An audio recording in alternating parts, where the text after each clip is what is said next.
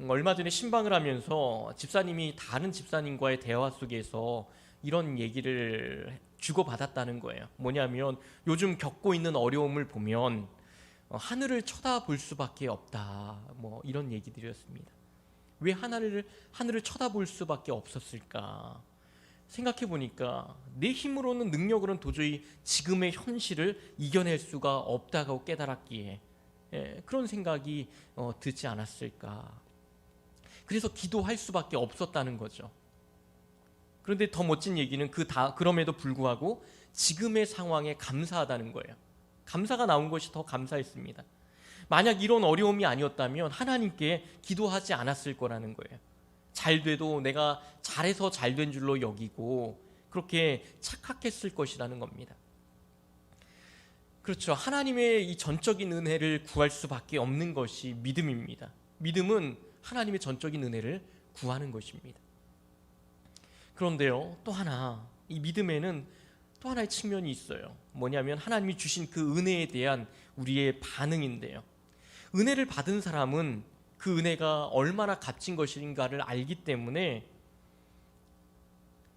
그 하나님 앞에 은혜의 반응을 할 수밖에 없는 거죠. 은혜란 누구에게나 주어진 것이 아니라는 것을 알아요. 그런 사람들은. 그래서 어려운 상황이 닥치면 누군가는 원망하고 불평하고 자책을 하지만 은혜를 소유한 사람은 그 와중에서도 하나님을 붙들고 아까 고백한 것처럼 하나님께 감사할 수 있는 그런 은혜를 주시는 겁니다. 이것이 가능한 이유는 은혜이기 때문이에요.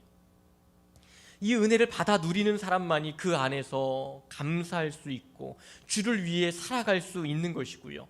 주를 위해 살아가는 것이 이 땅에서 은혜 받은 자로서의 이 책임이라는 것을 부담이 아닌 기쁨으로 그것을 받아간다는 것입니다. 내가 하나님의 은혜 아래 있다는 증거가 무엇인지 아십니까? 그것은 환경이 있지 않아요. 진정한 은혜의 사람은 내가 하나님의 그 은혜 아래 있다라는 것, 이것을 아는 거예요. 그 은혜를 깨닫는 것입니다. 이 은혜를 깨닫지 못하면 우리에게 주어진 모든 것을 우리는 너무나 당연하게 여겨요. 나중에는 그 감사가 너무나 당연해져서 감사하지 못할 뿐만이 아니라 오히려 불평을 하기도 하는 것이죠. 한 심리학자가 이런 실험을 했다고 합니다. 어느 동네 한 구역을 택해서 매일 집 앞에 $100씩, 제가 오늘 환율로 보니까요 11만 4,700원입니다. 이거를 매일 $100를 사람들의 이 집 앞에 갖다 놓는 거예요. 그리고 사람들의 그 마음을 관찰했습니다. 실험 첫째 날 사람들은 그가 미친 사람이 아닌가 의아해하면서도 슬그머니 돈을 가져갔답니다. 3일이 지나자 $100를 집 앞에 놓고 가는 사람의 이야기로 온 동네가 떠들썩했어요. 둘째 주가 되자 현관 앞에서 돈을 기다리는 사람도 생겼습니다. 셋째 주에는 돈 받는 것을 이상하게 생각하지 않았습니다. 그리고 넷째 주가 되었을 때 사람들은 그것을 너무나 당연한 것으로 여기기 시작했어요. 한 달이 지나자 이제는 돈을 집 앞에 두지 않고요, 그냥 동네를 지나갔습니다. 사람들이 어떤 반응을 보였을까요? 사람들은 불쾌하다는 반응을 보였다는 거예요. 왜 오늘은 돈을 주고 가지 않느냐 따졌다는 겁니다. 사람들은 이유 없이 베풀어졌던 이 은혜를 처음에는 이상하게 여기고 고마워했죠. 그런데 시간이 점차 지나자 당연한 것으로 생각했어요. 나중에는 주지 않는 것을 오히려 서운해하고 불쾌했다는 것입니다. 저는 이 이야기를 들으면서 마치 우리의 모습이 이런 모습은 아닌가 그런 생각을 해보게 되었습니다.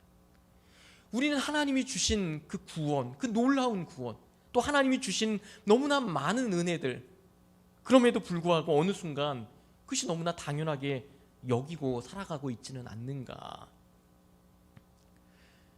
믿음이라는 것은 주님이 주시는 그 은혜를 깊이 깨닫는 거예요. 당연한 것이 아닌 너무나 감사한 것으로, 그 은혜 때문에 그분이 주시는 책임마저도 나에게 기쁨으로 다가오는 것이 믿음입니다. 간혹 우리들 가운데에는 하나님의 은혜 아래 있다라고 말하면서 이 하나님이 주신 이 책임에 대해서 생각하지 않고 오히려 부담으로 여기고 이것을 터부시하는 경향이 있습니다.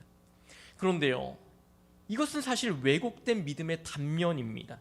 왜 그렇습니까?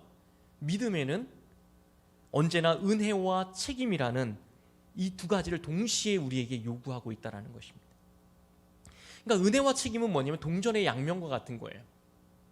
한번 제 손을 보십시오. 이 손바닥이죠. 제가 만약에 손바닥은 있는데 손등이 없다. 이상하지 않습니까? 손이 한쪽 면만 있으면 이상한 거예요. 은혜는 있는데 책임이 없다. 책임은 있는데 은혜는 없다. 있을 수 없는 일입니다. 오늘은 이러한 믿음에 있어 우리가 정말 예수 안에 있다라고 하는 그 관계성이 얼마나 중요한지를 개인적인 차원과 공동체적인 차원에서 잠시 나누려고 합니다. 첫 번째는 개인적인 차원에서 보겠는데요. 본문 2절에 보시면 이렇게 말합니다. 이는 그들로 마음의 위안을 받고 사랑 안에서 연합하여 확실한 이해의 모든 풍성함과 하나님의 비밀인 그리스도를 깨닫게 하려 함이니. 이 안에 그리스도인이 무엇에 집중해야 하는가 그 핵심이 나와 있습니다. 그리스도를 깨닫는 것, 여기에 모든 신앙의 비밀들이 담겨져 있는 거예요. 문제는 뭐냐면 성도들이 여기에 집중하지 못하고요, 엉뚱한 곳에서 그 비밀을 찾으려고 한다라는 겁니다. 예수님은 이렇게 말씀하셨어요. 나를 본 자는 아버지를 보았거늘. 하나님이 주시는 모든 그 은혜와 지식과 이 보화와 예수님, 이 모든 것들이 예수님 안에 감추어져 있다라는 거예요. 이것이 오늘의 주제이자 믿음의 중심입니다. 이것을 알 때 우리는 하나님이 주시는 풍성함, 그리고 그 은혜를 우리는 깨닫게 되는 거예요. 그래서 이 참된 믿음은 오직 예수님을 쫓는 자들에게 풍성하게 열려져 있습니다. 그 감추어진 은혜의 풍성함을 우리가 받아 누려야 되는 거예요. 어디에서? 예수 안에서 우리는 누려야 합니다. 신약 성경에 보면 이런 표현들이 참 많이 쓰여요. 뭐냐면 그리스도 안에 있는 비밀, 예수 안에 있는 믿음, 예수 안에 있는 구원, 예수 안에라는 말을 참 많이 씁니다. 왜 이런 표현들을 성경은 계속해서 쓰는 것일까요? 그것은 예수님 안에, 그 예수님의 그 인격적인 그 토대 위에 우리의 믿음은 세워진다라는 것을 말하고 있는 겁니다. 예수 안에라는 것. 예를 들어 전도를 한다고 생각해 볼까요? 전도를 할 때 내가 왜 전도를 해야지? 전도를 무엇 때문에 하는가? 어떻게 전도하는 것이 바른 것인가? 우리는 예수님의 관점에서 우리는 서게 되면 예수님 안에서 그것을 생각하게 됩니다. 흔히 전도를 하면 교회에 나오는 것을 생각하지만 궁극적으로 교회에 나오는 것만이 이 전도는 그것이 끝은 아닙니다. 뭐냐면 예수 안에 들어오도록 하는 거예요. 예수님과의 인격적인 관계를 갖도록 하는 것입니다. 현장 예배를 못 드릴 때 이런 말씀을 참 많이 하세요. 빨리 교회 가고 싶은데 가지 못해서 너무 아쉽고 답답하다. 왜 이런 말씀을 하실까요? 단지 교회를 가지 못해서일까요? 언제든지 낮에 잠시 들릴 수 있잖아요. 그건 뭐냐면 예수님 안에서 누렸던 그 풍성함을 기억하고 있는 거예요. 예수님 안에서 누렸던 그 은혜들, 예수님과 인격적인 관계에서 맺었던 교제. 사실 이것이 없으면 예배할 이유가 없는 것이죠. 빌립보서 2장 1절에서 5절 말씀을 보면 예수 안에서 이렇게 시작을 합니다. 보시면 이렇게 얘기를 해요. 그러므로 그리스도 안에 무슨 권면이나, 이렇게 시작을 합니다. 그리고 5절 맨 마지막에 이렇게 얘기를 해요. 너희 안에 이 마음을 품으라. 곧 그리스도 예수의 마음이니. 우리가 정말 구해야 하는 것은 예수 그리스도의 마음입니다. 그리스도 안에 있는 거예요. 인격 대 인격이 만나는 일이 있어야 합니다. 이게 없으면 사실 우리의 신앙은 껍데기에 불과하다는 것이죠. 마태복음 7장 22절에는 또 이런 말씀이 있습니다. 주여 주여 우리가 주의 이름으로 선지자 노릇을 하며 주의 이름으로 귀신을 쫓아내며 주의 이름으로 많은 권능을 행하지 아니하였나이까. 내가 이런 일 저런 일 이것저것 많이 했다는 거예요. 그러나 예수님의 판결은 무엇입니까? 23절에 보면 내가 너희를 도무지 알지 못하니 불법을 행하는 자들아 내게서 떠나가라. 왜 이런 판결이 내려졌을까요? 이 사람들은 많은 것을 했지만 이 사람들은 본질을 잃어버린 거예요. 본질을. 예수님과의 인격 대 인격의 만남이 없었던 것입니다. 결국 예수님과 무관한 일이 되어버린 거죠. 예수님 안에서 행하지 않았기 때문에 잘못된 자기 열심으로 나아갔던 것입니다. 그래서 신약 성경을 쭉 보면 특별히 무엇을 해라가 아니라 무엇이 되라는 것을 훨씬 더 많이 언급한다는 것을 발견하게 되실 겁니다. 예를 들어 예수를 본받으라, 하나님의 모든 부요한 것을 얻어라, 이런 말을 해요. 예수님 안에서 이루어지는 일들인 거예요. 우리가 무엇을 하기 전에 예수 안에서 그리스도인의 모습이 되라. 성경은 하라고 하기 전에 뭐냐면 되라는 것을 얘기를 해요. 그리스도인이 되면 나머지는 따라오게 된다는 것입니다. 그렇기 때문에 우리가 집중해야 되는 것은 되는 거예요. 되는 거. 본질을 찾아야 됩니다. 되는 거예요. 참된 그리스도인이 되는 것입니다. 예수님 닮기를 원합니다. 이런 고백이 교회 안에 많아져야 됩니다. 이 안에 길이 있고 진리가 있고 생명이 있는 거죠. 요한복음 1장 14절에 보면 이렇게 말씀을 해요. 말씀이 육신이 되어 우리 가운데 거하심에 우리가 그의 영광을 보니 아버지의 독생자의 영광이요 은혜와 진리가 충만하더라. 말씀이 육신이 되어 왔습니다. 쉽게 말하면 예수님이 이 땅에 육신을 입고 오셨는데 그가 하던 모든 말씀들, 행동들, 그분의 모든 삶 전체가 뭐라는 거예요? 그것이 하나님의 말씀이었다라는 것입니다. 그래서 믿음은요, 예수님을 아는 거예요. 예수님의 삶의 자세와 그 성품을 내 안에 새기는 것이고요. 이제는 내가 사는 것이 아니요 예수 그리스도가 내 안에 사는 것이다. 이런 고백이 우리의 고백 되게 하는 것입니다. 예수님 자체가 너무나 영광된 분이세요. 우리가 예수님 안에서 그 예수님의 그 은혜와 진리가 충만하게 거하신다라는 것, 이 진리를 우리가 경험해야 합니다. 이 말이 추상적으로 들리지 않고 이 말이 진정으로 내 안에서 들려줘야 되는 거예요. 우리가 믿음을 갖기 위해서는 반드시 믿음의 대상이 있어야 됩니다. 신앙생활이라는 것은 사실 나에게 달려있는 것이 아니에요. 우리가 믿는 믿음의 대상에 달려있는 것입니다. 믿음의 대상인 하나님을 알아가고 우리가 예수님을 알아가고 성령님을 알아가고 그분을 아는 만큼 우리는 신뢰하고 그분을 믿을 수 있는 것입니다. 우리가 흔히 예수 안에 생명이 있다라고 얘기를 해요. 예수님이 진리라고 얘기하고 예수님만이 우리의 소망이라고 얘기합니다. 문제는 이것이 단지 캐치프레이즈, 어떤 광고나 이미지 문구화처럼 우리에게 다가와서는 안 된다는 거예요. 반드시 우리의 삶이 되어야 합니다. 실존적인 문제가 되어야 돼요. 진정으로 우리가 예수님 안에 거하는 그것을 우리가 누려야만 합니다. 어느 대학부 수련회에서 있었던 일이라고 합니다. 이 담당 목사님이 식사를 제대로 못했다는 거예요. 이 소식을 듣고 청년들이 저마다 한 가지 포장 음식을 가지고 이 수련회를 갔다는 겁니다. 어떤 청년은 치킨을, 또 어떤 청년은 족발을, 또 만두, 순대 이런 저런 음식을 몇 가지 싸들고서 수련회 장소인 기도원을 향해서 산길을 올랐답니다. 음식을 이렇게 가지고 가는데, 그런데 그만 가지고 가던 청년 하나가 넘어지면서 어떻게 됐을까요? 음식이 다 이렇게 크게 넘어졌어요. 그때 청년들의 반응이 어떻게 했을까요?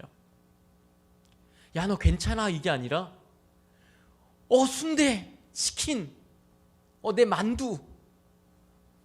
나중에 넘어진 청년이 하는 말이 자기가 너무 섭섭했다는 거예요. 넘어진 자기는 안주에도 없고 온통 이 싸들고 온 음식에만 관심이 있었던 이 모습을 보면서 너무나 서운한 마음이 들었다고 합니다. 우리의 모습이 이렇지 않은가 또 생각해 보게 됩니다. 코로나 시대를 우리가 지나면서 우리가 하나님께 원했던 것은 무엇인가? 하나님께 바라고 구했던 것은 무엇인가? 예수님 십자가에 우리를 위해 죽으셨다라고 하면 우리는 온통 자신의 구원에만 관심이 있지, 어떤 마음으로 예수님께서 우리를 바라보시는지, 하나님의 뜻이 무엇인지 깊이 생각하지 않고 관심을 기울이려 하지 않는 거지. 그런 건 복잡하니까 생각하고 싶지 않아. 예수님의 마음에는 관심이 없고 신앙 가운데 있지만 혹여 나에게 필요한 것, 나의 구원만을 바라보지는 않았는가. 마태복음 6장 33절에 우리가 잘 아는 말씀이 있죠. 너희는 먼저 그의 나라와 그의 의를 구하라. 그리하면 이 모든 것을 너희에게 더하시리라. 너무나 잘 아는 말씀입니다. 그렇다면 이 말씀을 읽을 때 어느 부분이 우리 눈에 가장 먼저 들어오십니까? 혹시 이 부분은 아닌가요? 모든 것을 너희에게 더하시리라. 보통 우리의 관점들이 이럴 때가 너무나 많습니다.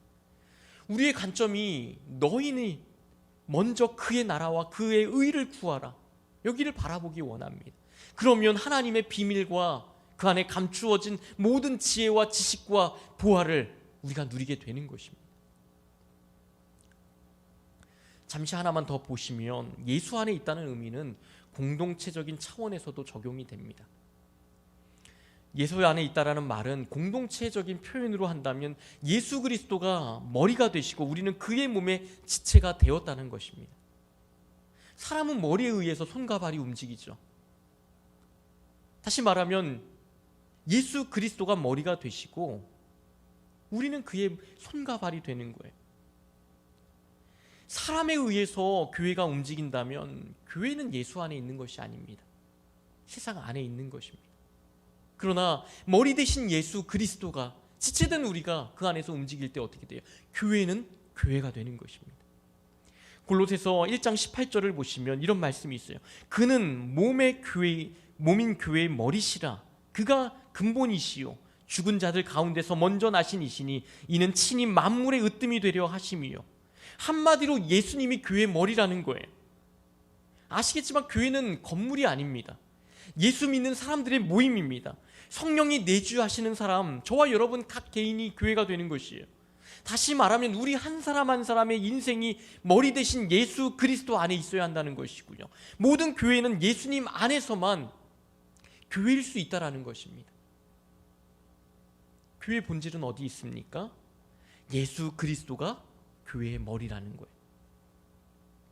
그런데 안타까운 것은 이 시대 가운데 우리가 정말 주님이 머리 되셨다라고 우리 개인에게 또 교회 가운데에 자신 있게 말할 수가 없는 듯한 모습들이 너무나 많다라는 거죠. 이것을 잃어버리면 우리는 다 잃어버리는 겁니다.